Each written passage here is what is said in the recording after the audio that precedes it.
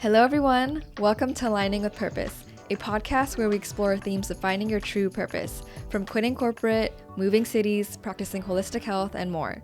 Join me as we discover our purposes together. My name is Julie Yoshinaga, and I'm so happy you're here. In today's episode, I'll be sharing about my journey in reversing my prediabetes, how I came to learn that I was prediabetic, and the multitude of emotions and thoughts I had about the American healthcare system, like feeling failed, and how I ultimately reversed it on my own. Disclaimer, I am not a medical professional. This episode is only meant to share my experience. Please always consult your medical professional and do your own research to address anything that you're going through. I hope we can ultimately create a community around our health because it's highly stigmatized and you're not alone in whatever you're going through. Let's get started.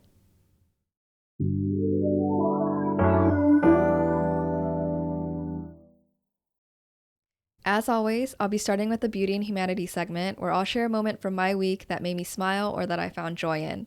I think it's important for us to stop and reflect and be present with ourselves because we can get consumed with the things that are happening in our lives. And this segment is really meant for us to see the beauty in the life around us and the humanity around us because we're so interconnected more than we know. And the more we can focus on the connectedness that we have with each other, the smaller our problems become too. So with that, I want to share a story from my week. And actually, it's not really a story, but something small that happened that made me really happy inside. I was walking the streets per usual, and I know I said that the last time too, but I was walking per usual, and I saw a dog and an owner walking. And the dog was looking up at its owner, not focusing on the street at all. And the owner kept saying, "Okay, look ahead, look ahead." And it was the cutest thing I had seen in a really long time. I think it was still a puppy because it was still very small and it looked like it was still going through training. But it just really made me see that dogs see us as their number one in the world. They see us with so much love. And I think that's something that we can all take away and learn from because a dog's love for its person is so pure. It reminds me that there's so much beauty in all life forms, and dogs are really our guardian angels. They're here protecting us, they're here giving us love, they're here giving us comfort when we're sad. Whatever the situation may be, they're always there for us, and they're fully present with us. Even when we can't be present with ourselves, dogs are always there, being present, seeing your day for what it is. I started to just think about all those things while I was watching this dog and owner walk across the street, and I hope that we can also be as present as the dogs in our lives or the dog that you see on the street.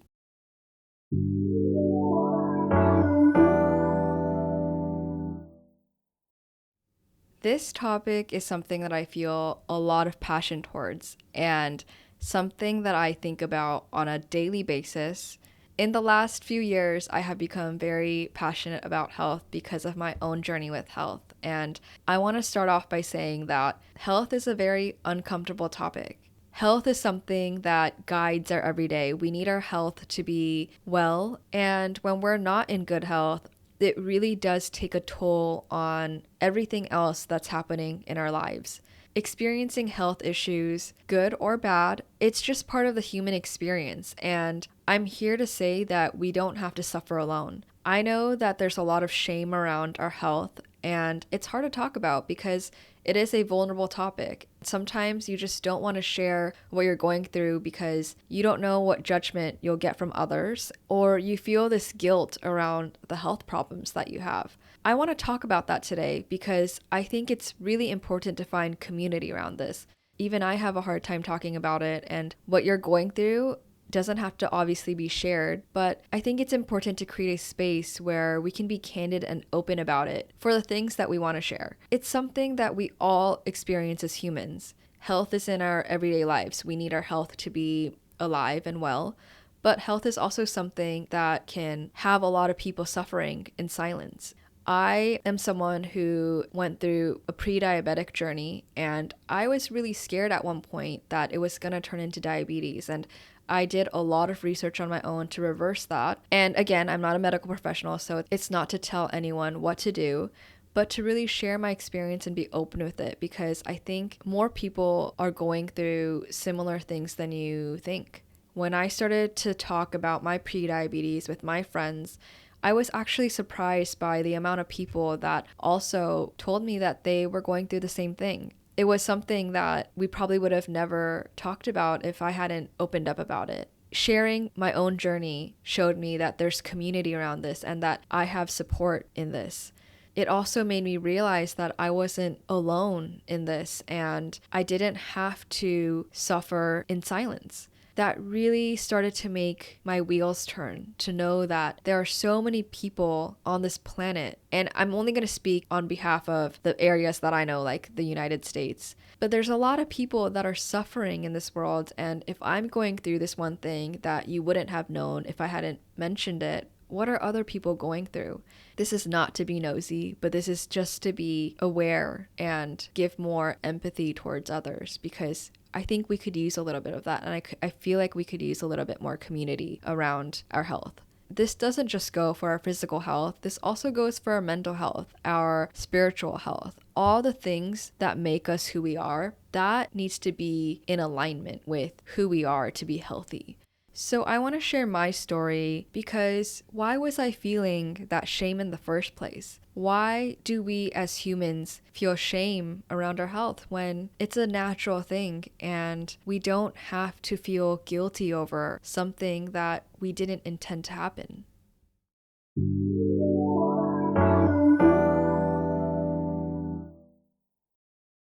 Last year, I reversed my prediabetes, so let's talk about how I got there.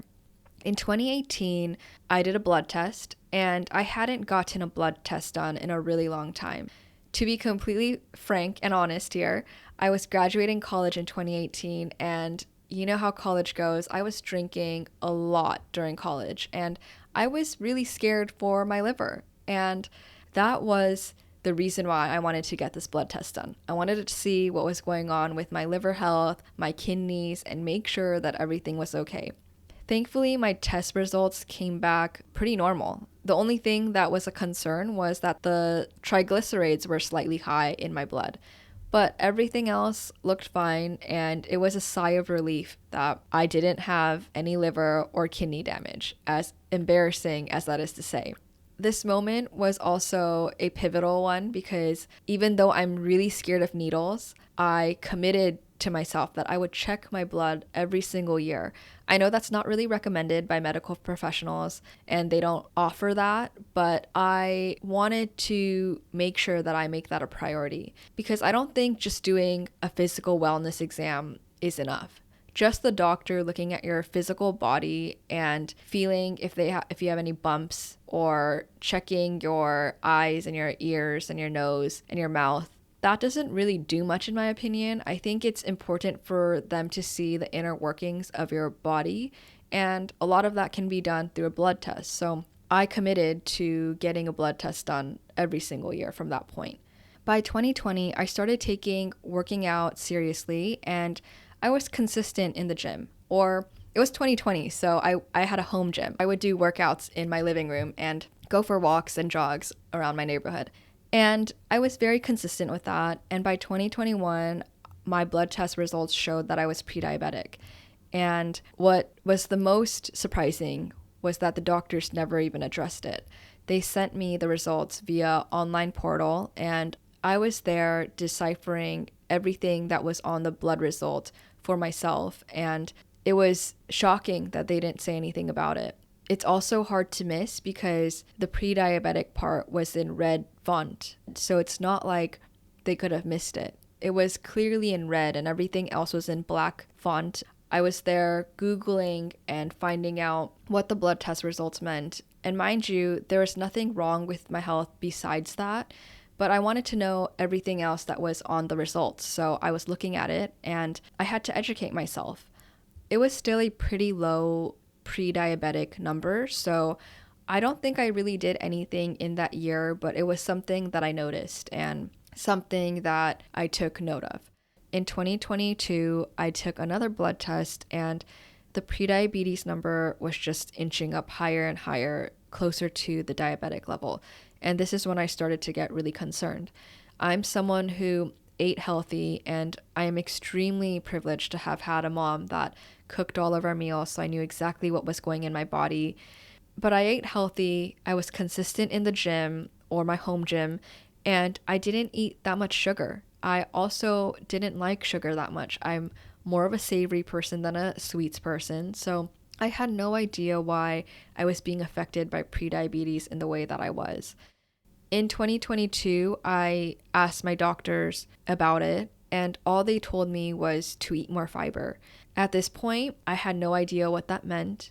I know now that fiber is essential for our human bodies, and it's especially important for people who have prediabetes or that are diabetic, but that is something that we're not taught in school or we don't have that many resources on. For the first time in my life, I was learning that we had to be consuming enough fiber for our organs to be functioning in the right way.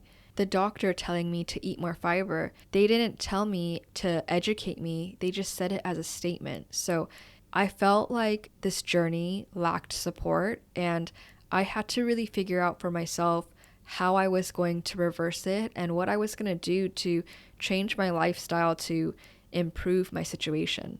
I also want to share that by either 2021 or 2022, I moved out of my parents' place, and I was really good about cooking my own meals. I was so proud of doing that because, one, you save a lot of money by cooking at home, but also you know exactly what's going into your body.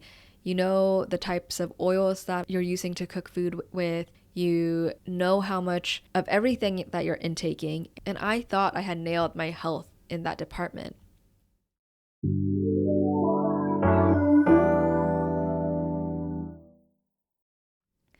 So in 2023, I started to take things into my own hands because there was not a lot of support and advice coming from my doctors and medical professionals that I was consulting. I did my own research and listened to a lot of podcasts like the Huberman Labs, and I started to intermittent fast. I ate from the hours of 12 to 8 or 9 p.m. Again, this is not medical advice because I am not a medical doctor.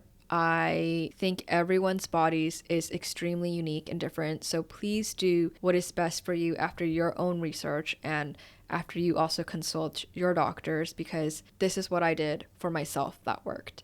The reason why I intermittent fasted was because I wanted to bring my blood sugar level down. I learned that your insulin spikes every time you put food into your system. And if you're constantly eating and you don't give your body a break, that's when your sugar level stays at an elevated level. Whereas if you were to fast, it gives your body a time to breathe and it brings that level all the way back down. So it's not in a constant state of high sugar. I think all the other medical professionals can explain this part better, but that was my reasoning for fasting. The second thing I did was taking my fiber supplements before my meals. I learned that fiber was really essential for the function of our whole body. And fiber is something that helps us coat our stomach lining, and it slows down the absorption of glucose into our bloodstreams. So I started to take fiber supplements and drink the fiber before my meals. So I would slow the absorption of glucose and I would be lining my stomach with fiber before I ate food. Another thing that I started to do was mix my Ceylon cinnamon into the fiber. Apparently, Ceylon cinnamon is the one that is the cinnamon that helps for pre-diabetics and diabetics, but cinnamon is supposed to reduce your blood glucose, improve your insulin sensitivity, and slow down the absorption of glucose. I started to implement this, and things really started to change here too. The other two things that I did was cutting carbs, not completely, but I was really good about the amount of carbs I was eating. Carbs is definitely one of my favorite foods, and I love bread and rice like no other. But I knew I had to limit the amount of carbs I was eating, so I started to replace more carbs for more protein, more vegetables. Actually, I will say I love vegetables, so I was already eating a lot of vegetables, but I replaced a lot of my carbs for protein. And if I was eating carbs, I replaced that for very whole grain items and things that wasn't so refined. I stayed consistent in the gym and I tried to go at least 3 times, if not 4, on a weekly basis. And all these things, doing it consistently, it really paid off by the next year that I did my blood test results. So in 2024, that's when I took another test and I reversed my prediabetes, which was the best news I could have ever gotten, especially after all the work that I had been putting into my health. I bring up this story because I thought that I was an extremely healthy individual, but there were things that were happening in my inner body that wasn't obviously as healthy as they could have been. And those things made me feel like I was failing. I thought I was taking care of myself really well, but it wasn't being shown in my blood test results. So I wondered what I was doing wrong, and there was a period of my life in 2023 where I felt so much guilt about being pre-diabetic that for a few months in 2023, I did go a lot of days where I didn't want to eat a lot because I didn't want to mess up my pre-diabetic number. Don't do that because that will probably mess you up even more, and that is definitely not the right approach to addressing your health issues. But I realized that I was punishing myself and I guess suffering in a sense because I was so shameful that I had gotten to a point where I was pre-diabetic when it's truly our healthcare systems that are failing us instead. This is why I also wanted to bring up this topic, is because a lot of the health issues that we see as individuals in this country or in the United States is caused by the foods that we're eating, the toxic foods that we're eating, the lack of resources that we have as people. And it's not our fault that we're stuck in this system that feeds us unhealthy foods and thoughts, and it causes an effect on our body. We shouldn't have to feel that shame or that guilt when it's not our faults that we don't have the right resources to make the best decision for our bodies and the system is keeping us unhealthy. I know that's probably a controversial thing to say, but I do believe that there are certain communities that have better resources and other communities don't. And that's something that we need to shed a light on. And it's not just food, but it's also in everything in life. And for the purposes of this podcast episode, we'll stick to the topic of health. But the point is, I felt extremely failed by my doctors, by the American healthcare system, and I didn't know why this was happening to me. And I'm sure people who are suffering in silence can also relate that they probably don't know why they're going through their health issues. This made me realize that there are probably a ton of people out there that are suffering in silence and they don't have the right resources to address what they're going through. And by resources, that includes the community to talk about this with and to be supported mentally too through their physical health journeys. I don't think it's fair for us to feel failed or to feel shame about our health because it truly is the system that is keeping us unhealthy. I came to that realization after doing a lot of research and learning about what health looks like in this country. We're not given the tools to succeed in our health. And for example, if you take the Netflix documentary series Live to 100 Secrets of the Blue Zone, I learned that zip codes matter. They were doing a study where in Los Angeles County, there's 2 zip codes that are 10 minutes apart, but there was over a 10-year life expectancy difference. And in one zip code, there are far more fast food options, and in the other one, there are more grocery options within range. This already shows the larger inequities in our society here. But when we talk about health, there are systems in place where they aren't giving us the tools to keep us healthy. And it just isn't fair to blame ourselves on our health when it isn't just your fault. There are so many factors that affect our health, and this is just one of those things. If you also take school lunches, I remember begging my mom to give me lunch money sometimes so I could buy lunch at school instead of bringing her food because it looked so good. And I'm so sorry, Mom. I had to do it sometimes, but the food that I had from my mom was definitely the superior option. But as a kid, you see the items in the cafeteria and you get so excited to get it because all your friends are buying it too. But the options were pizza, smiley face cutout French fries, color dyed popsicles. I don't even remember what else they served, but I remember those specific items. And those things are clearly not healthy to be eating on a daily basis. I'm also all for balance, and although I care about my health, I think it's still very important for us to enjoy our lives and to be eating the things that we want to for our soul too.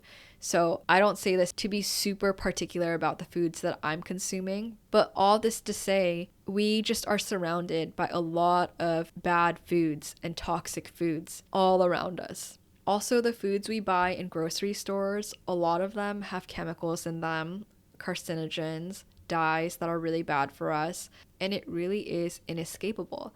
So, how do you expect us to create the best decisions for our health when we are fed all these things and we don't have the knowledge to make the best decisions for ourselves? And that's something I've been thinking about more and more, is that there are so many things that are hidden from us, and the cycle is endless. So, why should we feel the shame for the problems that are caused by the system that keeps us unhealthy and sick? We should be speaking up about this, and we should be forming community around this, helping each other out, giving each other tools and resources and more knowledge, because by doing so, we keep each other healthier and safe. My goal for this podcast is for us to also find community within each other, because health isn't something that we can always address on our own. Sometimes you need the support of your community to go through it, even if it's just someone listening in on how you feel. And I want us to be able to talk about these issues because it affects everyone. This isn't meant to share everything that's happening in our health that we feel that is a very private matter, but it's just meant for us to create a community that you're not alone in your health journey.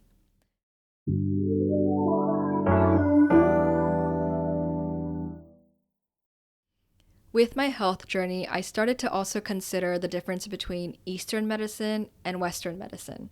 Again, I am only speaking from my experience, but in Western medicine, I noticed that I tell them what my health issue is, and they give you a medication or an antibiotic for it. It's usually a bandage solution, and they don't really address the root cause of your issue. There are obviously positives to Western medicine because they're all about eradicating, especially when it comes to diseases like cancer. It is something where they go head first and they try to get rid of cancer and that disease. And I think there are so many effective ways that Western medicine is used. But I also started to understand that it's important to holistically heal as well. It's not just about Western medicine, but it's also about Eastern medicine, and how can we find the root cause of our health issues and address that so we can be healthy from the top to the bottom. That looks like focusing on treating the person as a whole rather than just the symptoms. It's rooted in the intuitive healing and the traditional knowledge. Take, for example, herbal medicine, traditional Chinese medicine, acupuncture, meditation, Ayurveda, plant medicines. All those are examples of Eastern medicine. And I learned that being holistic in my health approach has really helped me because I want to understand what's causing my issues, and I want to understand why I'm feeling the way I am, so I'm not just addressing the symptom, because the symptom will keep coming up if you don't address the root of it. This approach of including Eastern medicine into our Western medicine has taught me that living healthy is all a balance. It's important to be balanced, and that starts with all parts of your body. It's not just the physical, but it's also the mental and the spiritual. When one part of your physical, mental, spiritual is out of alignment, then all parts are also probably being affected by the other. For example, let's take spiritual health. Our energy and being aware of our energy falls within our spiritual health. If we're letting others affect our energy and we're not responsible for our own energy that we're holding, that could seep into your physical and mental health. If you're worried about the bad energy that someone's bringing into your home or that you feel, that might affect your anxiety or your stress or the negative thoughts that you might be having. And that does affect your mental well being. And that trickles down to your physical health, because if you don't have good mental health, then you might feel symptoms like a racing heart or inability to sleep well at night. This is just one small example, and I only bring this one up because I want to show that all of these things are so interconnected: our mind, our body, our spirit. And it's important to take care of all parts of you because it all feeds into each other. You can't address one thing and expect it to magically heal itself. You have to be aware of everything else that's affecting one part of the symptom. This is only the tip of the iceberg, and there's so many more conversations that need to be had. There's so much more support that we need to be giving each other, and there's so much more learning that we need to be doing, and there's so many more questions that need to be answered. Every day I learn something and I feel like I take a step forward, but then I learn more things and I feel like I take a step back. But I have to remind myself that there's so many things that are always changing and ever moving that I can't blame myself for the lack of knowledge I have. I have to only keep striving to learn more so I can be healthier and also support the people around me.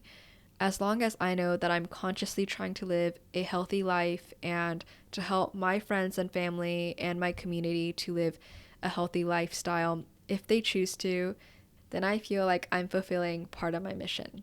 We're all so interconnected, not just as people, but also all the way down to our bodies, all the way down from your sleep, the foods you ingest, the stress, your energy, all of that is so connected. And the more we can be aware of the small things that compound over time that affect our health, the better equipped we'll be to handle our health. At the end of the day, health affects everyone. You need your health to achieve all the goals you set out for, and I want this to be a space where we prioritize our health together. So let's prioritize our health together, share resources together, and learn together, because in reality, real wealth is being healthy.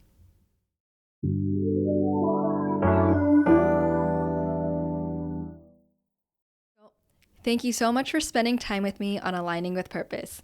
I hope you enjoyed today's episode. Don't forget to subscribe wherever you listen to your podcast so you never miss an episode. And be sure to connect with me on Instagram and TikTok at aligningwithpurpose.pod and .julioshi, JULIYOSHI. If you enjoyed today's podcast episode, please leave me a rating and review. Your support truly means the world, and catch you at the next